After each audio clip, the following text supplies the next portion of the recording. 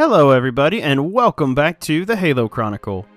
Today's video is episode 2 in my Contact Harvest series.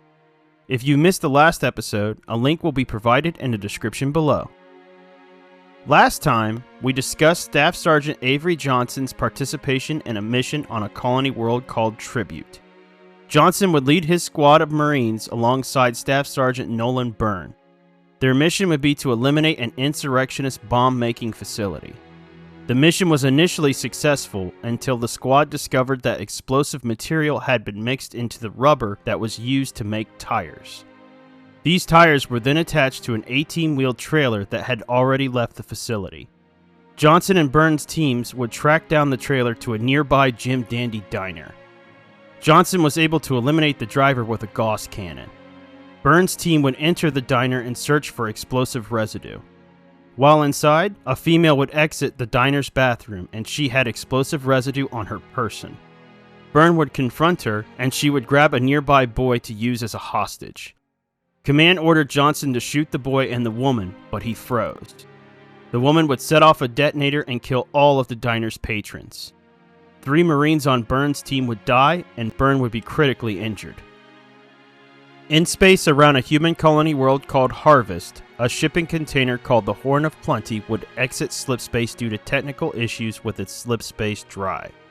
The container would send out a distress signal that would be intercepted by a foreign ship. This ship would be called the Minor Transgression, and it belonged to an alien faction called the Covenant. The Minor Transgression ship captain, a jackal named Churiar, would order her crew to board the container and plunder it for its contents. Dadab, a grunt and the ship's deacon, would be sent aboard as a member of the boarding party. Dadab would recover the shipping container's navigational computer and bring it aboard the Covenant vessel. There, a Covenant engineer would examine the device and pull coordinates from it. Dadab would report his findings to Churiar. Churiar would convince Dadab to disable the ship's luminary, which was a device used to detect Forerunner relics. This would allow her to plunder any treasure that she would find at these coordinates without it being reported back to the Covenant hierarchy. They would then plot a course for these coordinates. One of Harvest's artificial intelligences named Sif would detect the Horn of Plenty's distress signals. She was the AI in charge of Harvest's shipping operations, while another AI called Mac would oversee Harvest's agriculture. These two AIs were not on good terms. Sif realized that the drive failure that led to the Horn of Plenty's unexpected exit from slipspace was her fault. She overlooked the shipping container's maintenance records. She quickly halted all of Harvest's shipping operations until the containers were inspected, but her errors would be logged and sent to the UNSC's Department of Transportation, or DCS. This meant that Sif would be subjected to an audit. Staff Sergeant Avery Johnson would take a 2-week leave to go visit his sick aunt on Earth, but he would be too late. His aunt would die 3 days before his arrival. He would find her dead in her apartment. This would send Johnson into a deep depression. He would binge drink for 3 weeks and eventually go absent without leave. A drunken Johnson would be found at a Marine recruitment facility. Johnson would report back to the UNSC and be informed that his transfer request was approved. Johnson immediately was suspicious of this transfer order, as he did not request a transfer. This completes the recap of the last episode. Let's jump into today's material. A UNSC DCS officer named Galon Alsigny would arrive on Harvest to conduct Sif's audit after her mistake led to the loss of the Horn of Plenty. Sif did not expect this audit to take place so quickly and did not expect a DCS officer to appear in person to perform this audit. Galon would inspect different aspects of the shipping and containment facilities on Harvest. While performing the audit, Sif would have an unwelcome visitor. Mac would appear.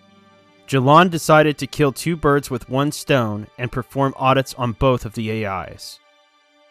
Sif would open up a private comm channel to communicate with Mac.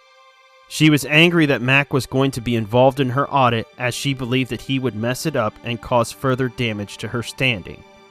The two would engage in a heated debate, but Galon would hear nothing due to the private channel. Galon would impose extra security and safety protocols. Galon would require that all incoming ships maintain higher speeds to make sure they could keep up with the planet when entering its atmosphere. Galon was very thorough with her findings, which Sif actually liked as it would lead to a faster audit.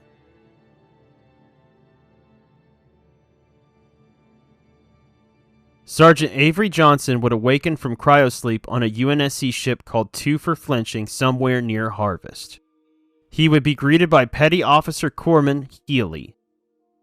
Just like Johnson, Healy was also assigned to Harvest. Healy was to serve as the medic for the new militia.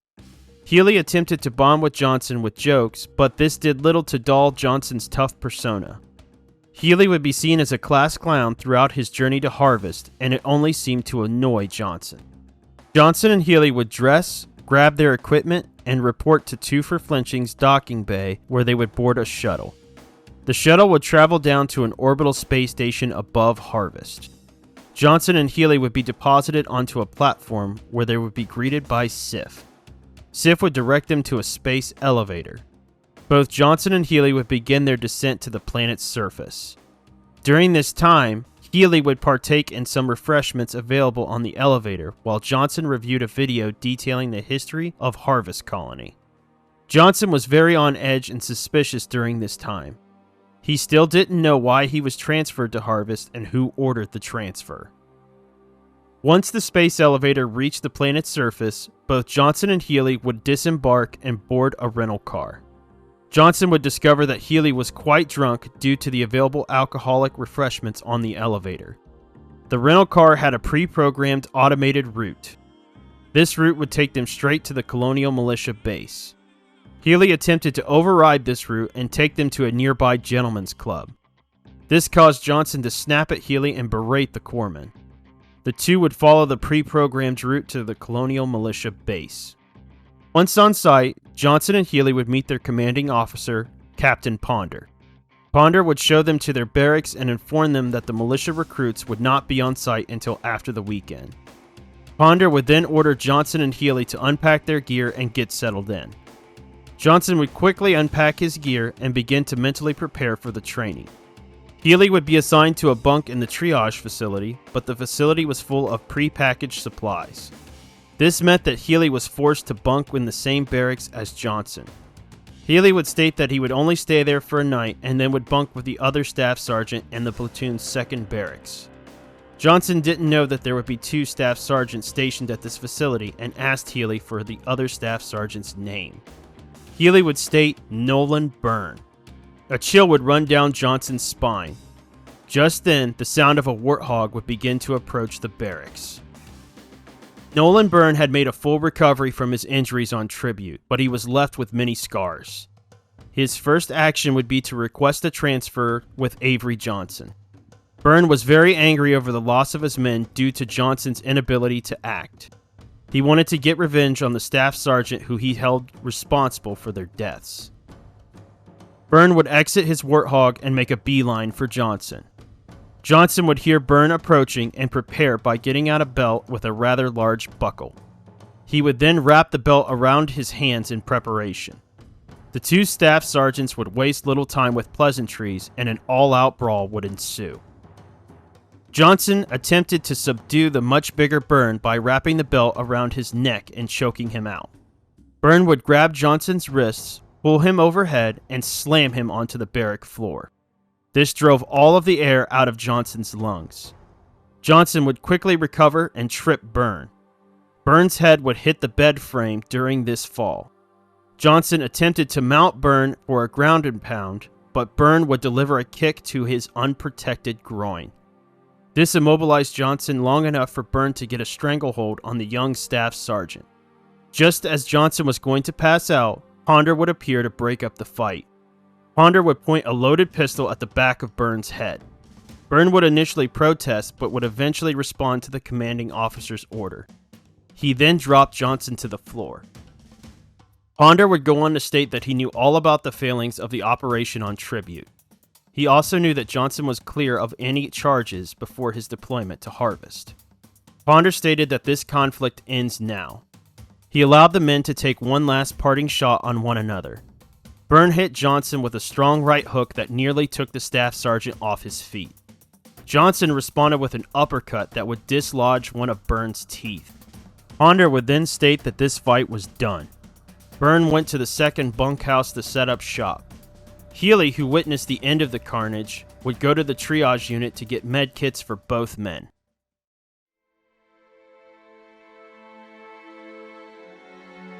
Henry Hank Gibson was piloting a cargo ship called This End Up on an inbound course to Harvest.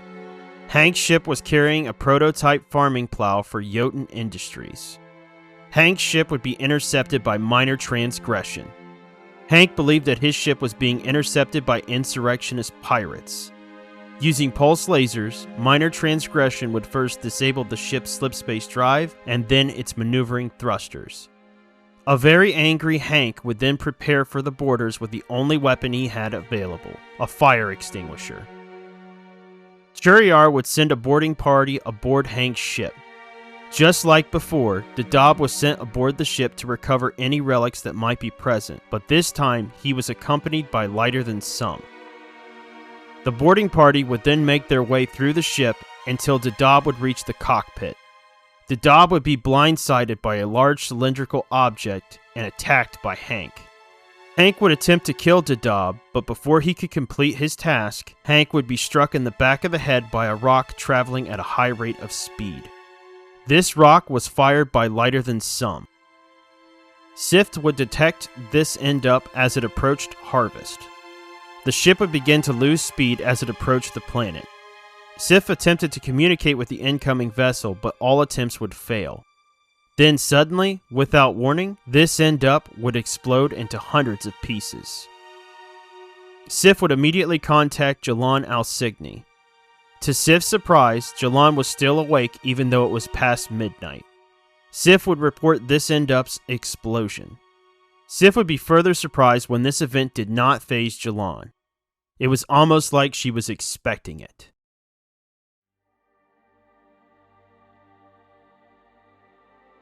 A few days later, Johnson would begin training the new militia recruits. Upon returning from a 5-mile run with his squad, Captain Ponder would flag down the staff sergeant. Ponder would order Staff Sergeant Byrne to take command of both squads. Ponder would advise Johnson that he would be accompanying him to Harvest Solstice Celebration. Ponder and Johnson would dress in their Marine dress uniforms and head to Harvest Parliament Building. While en route, Johnson finally had some time alone with his commanding officer. Johnson still had suspicions on why he was sent to Harvest. Before he could even ask, Ponder would answer Johnson's question. Ponder stated he had no idea why Johnson and Byrne were sent to Harvest. The assignment didn't make sense to him either because both men were needed on Operation Trebuchet. Ponder theorized that maybe Command thought he needed a break from rough duty. To help Johnson relax, Ponder would give Johnson an order to dance with a lady during the celebration. Upon arriving to Harvest Solstice Celebration, Johnson would be introduced to Governor Thune and Attorney General Roel Peterson. Thune would detail some of Harvest's history. Johnson would also be introduced to Mac. To kick off the celebration, Mac would fire Harvest's groundside magnetic accelerator cannon. A brilliant fireworks display would also begin. Ponder would ask Peterson to help Johnson find a dance partner. Peterson would state that he knew of the perfect partner. Peterson would take Johnson across the dance floor and introduce him to a DCS officer named Galon Alsigny. Galon and Johnson would dance, and throughout the dance, she would reveal that she knew a great deal about the staff sergeant. Johnson's suspicions would grow, and he would pull her aside to speak in private. Galon would reveal that she was not a DCS officer. She was a lieutenant commander for ONI Section 3. She would reveal her credentials to Johnson. She would then ask Johnson if he really thought he was sent to Harvest to train a militia. Galon would then reveal that insurrectionists were hijacking shipping containers and that he was going to help her stop them. She then revealed that she was his true commanding officer. She then ordered Johnson to go wait in the lobby while she collected Staff Sergeant Byrne, as they would be running this mission together. This will complete today's installment in this series, but before I close things out, let's discuss some interesting bits of lore tied to today's video. The rock that Lighter Than Some would use to kill Hank Gibson was actually a hunting rock. Dadob and Lighter Than Some would use hunting rocks to kill insects in Minor Transgression's engine room. They would keep a running tally of their kills and engrave them into rocks. Captain Ponder was an amputee. Ponder lost half of his right arm in the line of duty. He refused to use a permanent prosthetic. He was leading a squad in the Eridanus system when he lost his arm.